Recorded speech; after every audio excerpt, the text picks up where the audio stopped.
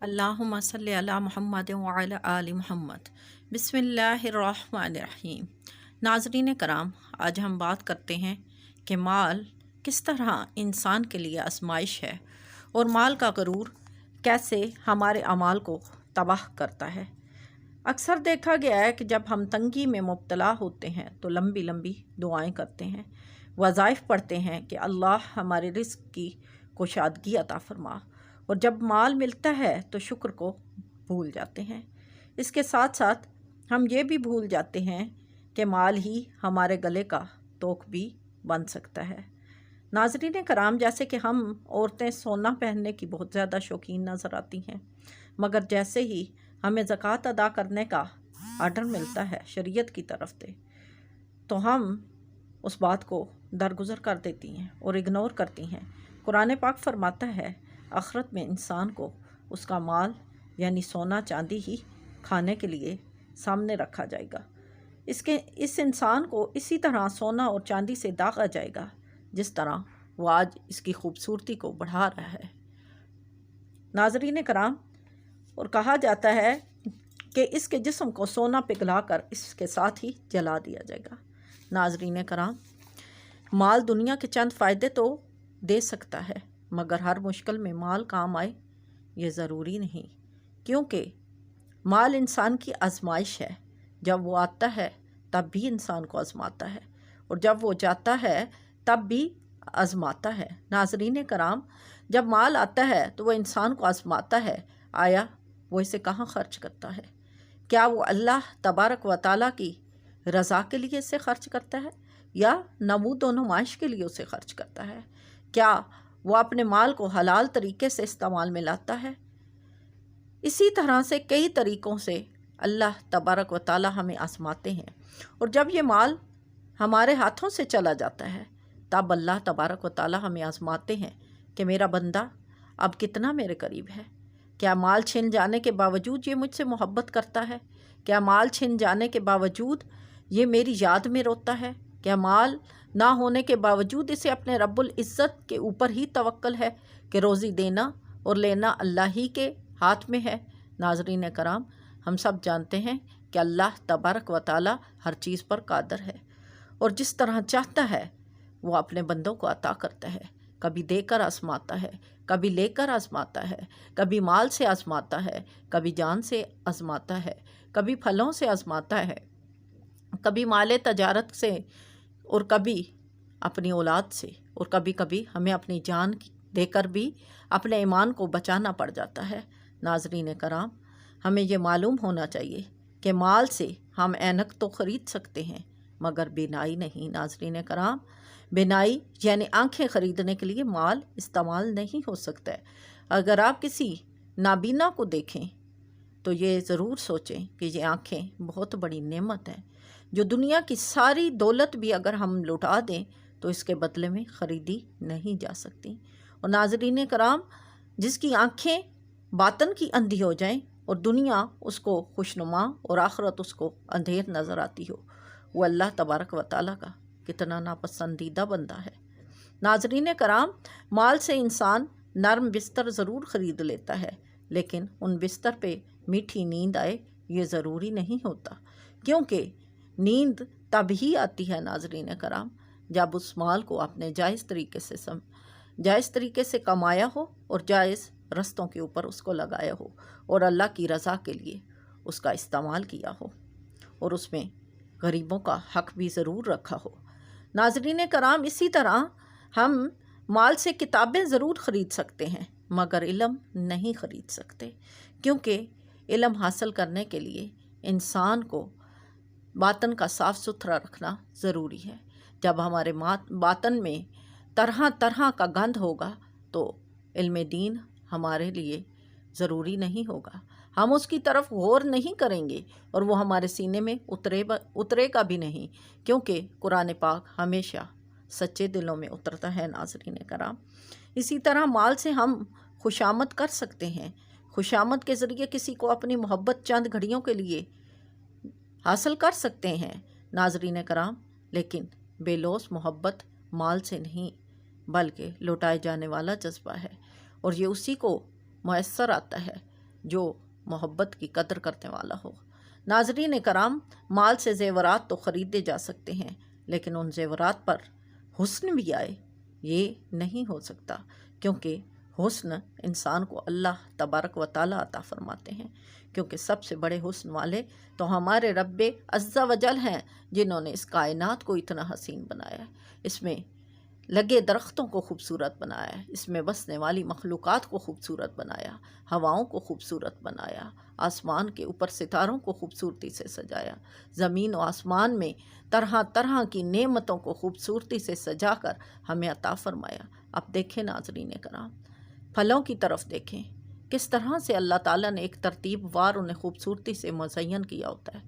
کبھی آم کو دیکھیں، جب کچا ہوتا ہے اس کا ذائقہ اور ہوتا ہے، جب پک جاتا ہے تو وہ میٹھا ہو جاتا ہے۔ ناظرین کرام، اسی طرح انار کو لے لیں، کس خوبصورتی سے اس کے اندر دانے جڑے ہوتے ہیں، اور کوئی دانہ دوسرے سے چپکتا نہیں، بلکہ جب ہم اسے کھولتے ہیں تو موتیوں کی طرح بکھر جاتے ہیں، اور ہر تہہ کے اوپر ایک غلاف ہوتا ہے، اور ہر غلاف کے اوپر موتیوں کی پھر ایک تہہ ہوتی ہے۔ ناظرین کرام، اس پھل کے اندر کون خوبصورتی سے یہ دانے سجاتا ہے، اور ان دانوں میں رس کون بھرتا ہے، اور ان دانوں کو مٹھاس کون عطا کرتا ہے؟ یہ خوبصورتیاں میرے مالک اللہ عز و جل کی ہیں، جس نے اس زمین کو بہت خوبصورت بنایا۔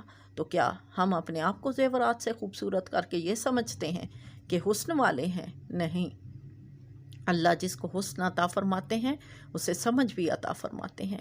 ناظرین کرام، مال سے ہم گھر میں نوکر تو لا سکتے ہیں، لیکن نوکر بیٹا بنے یہ نہیں ہو سکتا۔ ناظرین کرام، اس لیے ہمیں اپنے مال کی طرف توجہ کرنی ہے۔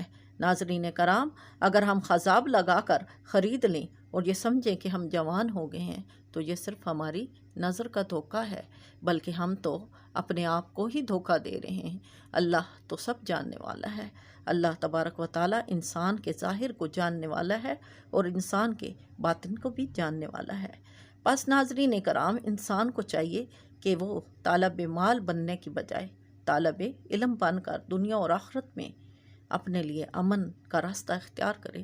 ناظرین کرام، جب ہم علم کو حاصل کریں گے تو یہ ایک ایسا زیور ہے جس کو کسی چور کو اجازت نہیں، نہ ہی چور کی اس پہ جرت چلتی ہے کہ وہ اس کو چرا لے جائے۔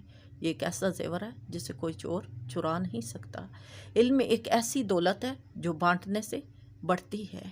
علم ایک خزانہ ہے جو دنیا اور آخرت میں انسان کو کبھی تنہا نہیں چھوڑتا۔ ناظرین کرام، حضور پاک صلی اللہ تعالیٰ علیہ وآلہ وسلم کا فرمان ہے، علم حاصل کرو، خواہ اس کے لیے تمہیں چین ہی کیوں نہ جانا پڑے۔ ناظرین کرام، چین جانے کے لیے میرے آقا مصطفیٰ صلی اللہ تعالیٰ علیہ وآلہ وسلم نے اس لیے فرمایا کہ جب ہم چین جائیں گے تو ہمارا خرچہ بھی ہوگا، ہمیں راستے میں تنگیاں اور دشواریاں بھی اٹھانے پڑیں گی، ہمیں بھوکا بھی رہنا پڑ سکتا ہے، ہمیں بغیر چھت کے سونا بھی پڑ سکتا ہے، بارشوں اور دھوپ میں بھیگنا اور گرم ہونا بھی پڑ سکتا ہے، لیکن اس کے باوجود ان سختیوں کو برداشت کرنے کا حکم ہے، اور دین کی راہ میں سختی آئے تو اسے خوش اسلوبی کے ساتھ طے کر جائے کہ یہ اللہ کا حکم ہے، اللہ کے حبیب کا حکم ہے۔ ناظرین کرام، اور غربت سے کبھی بھی دل چھوٹا نہیں کرنا چاہیے، کیونکہ غربت اللہ کی بہت بڑی رحمت ہے۔ حضرت اسامہ بن زید رضی اللہ تعالیٰ عنہ کا فرمان ہے، قیامت کے روز سب لوگ جب اللہ تبارک و تعالیٰ کے دربار میں حاضر ہوں گے تو سب لوگوں سے زیادہ اللہ تبارک و تعالیٰ کے قریب وہ ہوگا جس کا فاقہ، پیاس اور غم دنیا میں طویل مدت تک رہا۔ اور ناظرین کرام، اگر وہ غائب ہو جائیں گے ایسے لوگ تو لوگ انہیں تلاش کریں گے۔ ناظرین کرام، انسان کو زندگی ایسی ہی گزارنی چاہیے کہ جب آپ دنیا میں رہو تو لوگ آپ کے مجلس کے شائقین رہیں، اور جب آپ دنیا سے جاؤ تو لوگ ایسے تڑپیں کہ جیسے ان کا کوئی قیمتی خزانہ دنیا سے چلا گیا ہے۔ ناظرین کرام، اور یہ غربا لوگ اور اللہ کے قرب والے لوگ جب رات کو لوگ بستر بچھا لیتے ہیں تو اللہ کے حضور اپنی پیشانیوں کو بچھا لیتے ہیں۔ ناظرین کرام، سب سے بڑی خوبصورتی ہی یہی ہے کہ انسان تنگ دستی میں اللہ تبارک و تعالیٰ کو یاد کرے۔ جب مال کی فراوانی ہو تب تو یاد کرنا کوئی بڑی بات نہیں، جب مال کی تنگی ہو تبھی اللہ تبارک و تعالیٰ کو یاد کرنا سب سے زیادہ عظمت والا ہے۔ ناظرین کرام، یہ لوگ جو اللہ سے محبت کرتے ہیں ہمیشہ اللہ تبارک و تعالیٰ کے سامنے اپنی پیشانیاں اور اپنے گھٹنے بچھائے رکھتے ہیں، اور زمین انہیں کھوتی ہے تو روتی ہے۔ زمین کہتی ہے کہ آج وہ بندہ میرے اوپر چلنے والا کہاں گیا، جو میرے اوپر چلتا تھا تو اس کی زبان سے اللہ کی حمد کو میں سنا کرتی تھی، وہ میرے اوپر بولتا تھا تو اللہ تبارک و تعالیٰ کی حمد کو بولتا تھا، وہ جب بھی سنتا تھا تو اللہ کی حمد کو سنتا تھا۔ آج وہ شخص کہاں چلا گیا؟ ناظرین کرام، جب انسان کو اللہ تبارک و تعالیٰ ایسی سمجھ عطا فرمائے تو یہی سمجھ انسان کے جنت کا وسیلہ ہوتی ہے اور اسے جنت میں لے جاتی ہے۔ ناظرین کرام، ہمیشہ اچھے لوگوں کی صحبت سے ہی یہ علم ملتا ہے، کیونکہ دوست وہ نہیں ہوتا جو آپ سے بات کرے، جو آپ سے سلام لے، بلکہ دوست وہ ہوتا ہے جو آپ کو دین اور دنیا دونوں جہانوں میں کام دے۔ ناظرین کرام، اسی لیے تو اس کو ان ہجوں سے مخاطب کیا گیا ہے، کیونکہ دوست دال، واو، سین اور تے سے مل کر بنا ہے، اور دال کا معنی ہے کہ درد یعنی دکھ درد بانٹنے والے، اور واو سے یعنی وفا والے اور ساتھ نبھانے والے، اور سین سے ہمیشہ سچے دوست انسان کی مدد کرتے ہیں اور سچائی کا معاملہ ہی کرتے ہیں، اور تے سے تابعدار۔ ناظرین کرام، میرے تابعدار نہیں، آپ کے تابعدار نہیں، اللہ کے تابعدار، اور جو دوست اللہ کا تابعدار ہے وہ انسان کے لیے بہت بڑی نعمت ہے۔ ناظرین کرام، آج ہم نے پڑھا کہ مال کس طرح سے ہماری آزمائش لیتا ہے اور دوست کس طرح سے ہمیں اللہ کے حضور تابعداری کا طریقہ سکھاتے ہیں۔ ناظرین کرام، ہم نے یہ بھی پڑھا کہ غربا جو ہوتے ہیں وہ اللہ تبارک و تعالیٰ کے دوست ہیں۔ ناظرین کرام، میں امید کرتی ہوں کہ آج کے یہ میرے ٹوٹے پھوٹے سے الفاظ آپ کی سمجھ میں آئے ہوں گے اور ان سے آپ کو چند علم کے موتی ضرور حاصل ہوئے ہوں گے۔ ناظرین کرام، اگر آپ کو میری یہ گفتگو پسند آئے تو اچھے کمنٹ سے نوازیے گا۔ ناظرین کرام، اور دعاؤں میں مجھے یاد رکھیے گا کہ اللہ تبارک و تعالیٰ انسان کی دعا کو سننے والے ہیں۔ ناظرین کرام، میں دعا کرتی ہوں کہ اللہ تبارک و تعالیٰ ہم سب کو علم حاصل کرنے، سمجھنے اور عمل کرنے کی